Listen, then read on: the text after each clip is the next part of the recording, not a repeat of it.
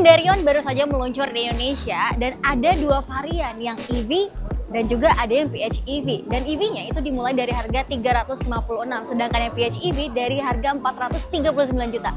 Hari ini kita akan cobain mobil ini, test drive juga, dan tonton terus video ini.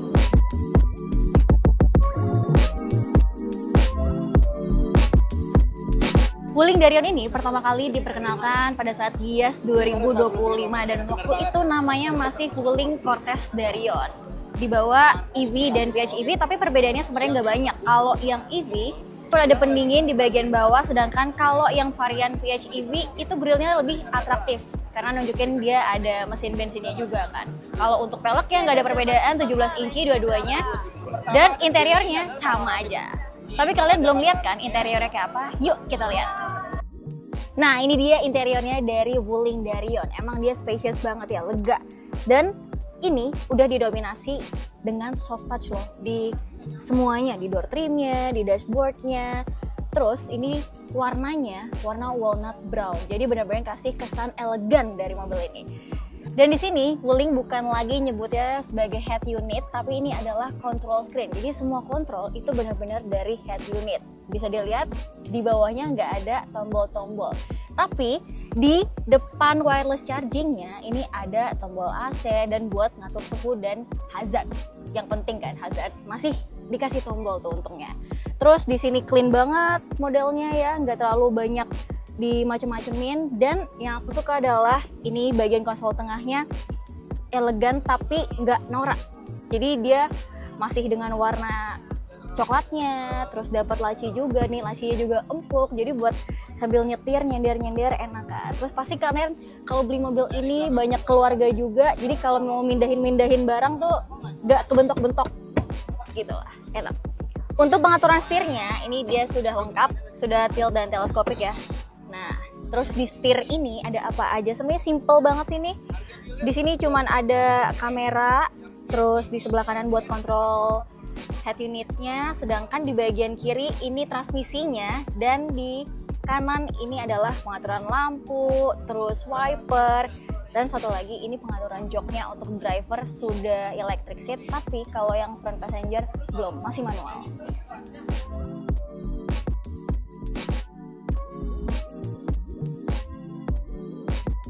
Di atas sini ada tombol apa aja buat buka tutup pintu mobil belakang ya. Ada yang kiri, ada yang kanan, dan ini buka sunroof.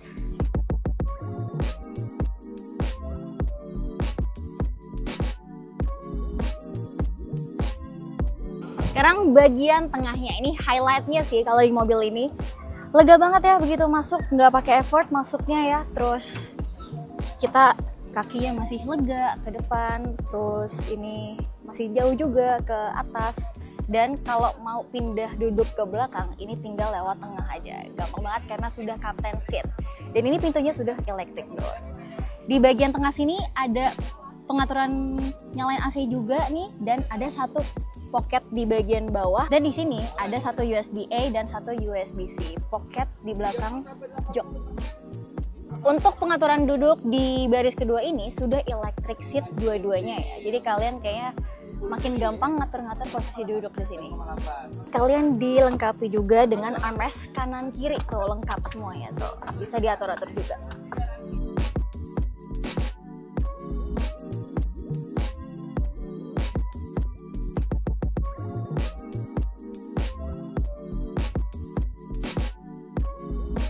Nah, ini adalah bagian paling belakang, row ketiga. Tetap nyaman, ini joknya empuk juga walaupun di tengah ya. Biasanya di tengah kan agak-agak keras, tapi ini empuk juga. Dan tadi ya, ini adalah bangku row kedua ini kita polin masuk ke depan. Jadi, polnya itu cuman segini. Nah, kalau kalian mau masuk ke belakang, cuman bisa lewat tengah. Jadi, nggak bisa kalian lipat bangkunya dulu baru lewat samping. Bener-bener harusnya lewat tengah doang. Gitu, tapi di belakang ini overall tetap luas ya, ruang kakinya masih sisa segini, headroomnya segini, dan detail warna coklatnya ini sampai ke bagian plastik-plastiknya.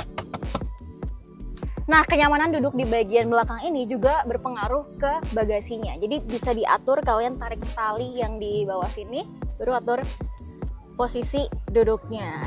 Kalau kalian makin mundur berarti ruang bagasinya makin sedikit gitu. Kalau untuk colokan-colokan di belakang ini nggak ada, tapi ada kisi-kisi AC di kanan dan kiri dan lampu masing-masing tuh kanan kiri.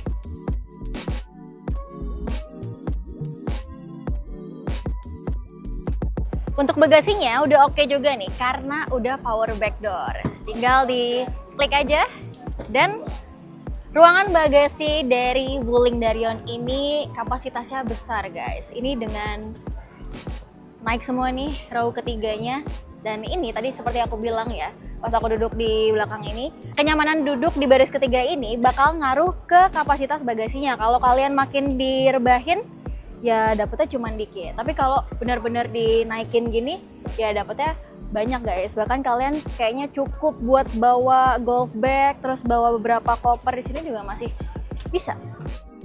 Tapi bagasinya ini dia nggak rata ya dari sini. Jadi kalian kalau misalkan mau masukin koper tuh agak effort, dan ini agak masuk ke bawah. Walaupun plusnya adalah kalian bisa bawa banyak barang yang lebih ya. Cuman agak effort aja kalau bawa barang yang berat-berat.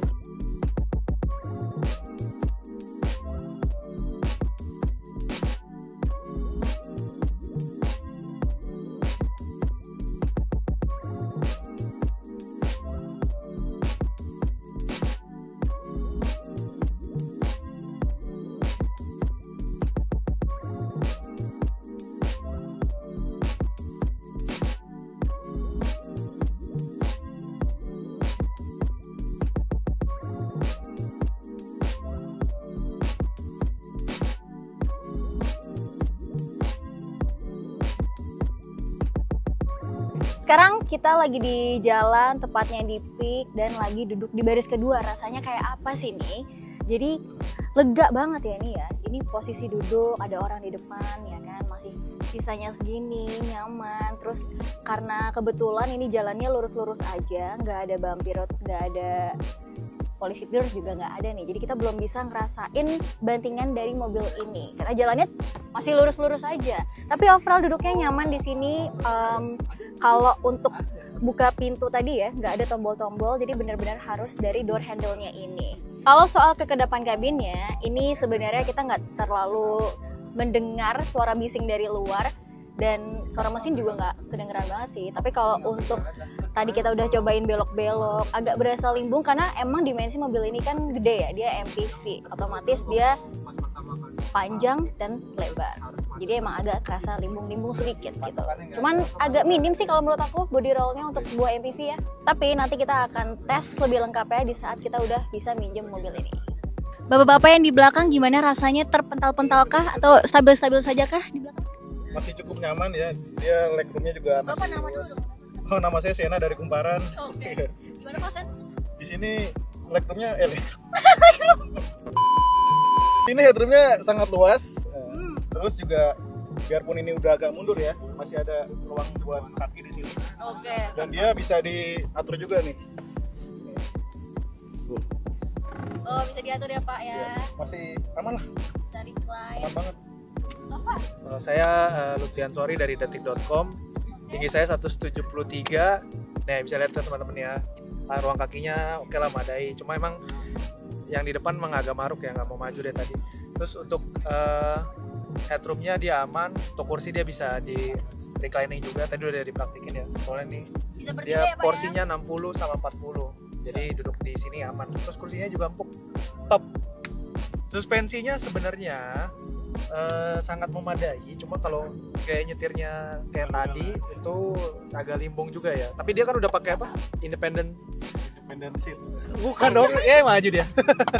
Dia udah pakai independent suspension, jadi ya, belok-belok gini masih oke kalau duduk di belakang sini. Nah tadi kan aku udah cobain duduk di baris kedua tuh gimana rasanya ya. Nah tadi Mas Gilang yang udah nyoba nyetir nih, dua-duanya ya, EV udah, PHEV udah, gimana rasanya Mas? Oke, sebenarnya rasa berkendaranya mirip-mirip, dan kalau mau digeneralisasi itu agak sulit ya, karena mungkin seminggu apa 3 hari gitu kita baru bisa ngerasain. Cuma ada beberapa yang bisa kita rasain langsung. Pertama itu joknya ergonomis dan cukup nyaman di depan. Terus terasa mobilnya juga lebar ya. Iya benar. Ya kan, berasa lebar. Terus remnya keras enggak, cuma agak magel. Gimana ya kalau orang juga bilang tuh? Ya, tapi walaupun bisa disetting juga sih ya. Bisa disetting juga sebenarnya, cuma itu berasa. Terus kalau rasa berkendaranya sebenarnya nggak jauh beda. Cuma kalau yang PHEV lebih terasa ya karena dia ada mobil ada motor mesin bensinnya, jadi lebih berasa mobil harian kali ya. Gitu. Itu aja sih sebenarnya. Oke, kalau tadi aku cuman cobain yang EV doang. Halus sih ya, tetap halus. Terus bisa diatur-atur untuk handlingnya. Terus drive mode juga bisa diatur. Bahkan ada yang bisa disesuaikan dengan kita sendiri ya, driver. Oh iya, jadi emang drive mode itu banyak juga ya. Terus ada sport, ada standar, jadi teman-teman bisa nyobain nanti perbedaannya langsung. Dan kalau kita pindah ke sport tadi emang berasa akselerasinya jadi lebih cepat. Tapi itu sebenarnya ya mayoritas mobil yang pakai driving mode ya kayak gitu. Tapi Eco aja tadi udah memadai banget ya.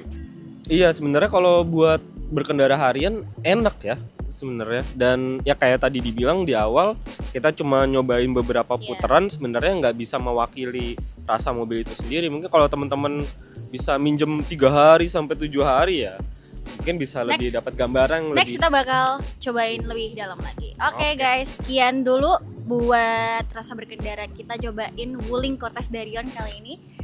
Semoga kita bisa cobain mobil ini lebih jauh lagi dan lebih lama lagi. Thank you for watching.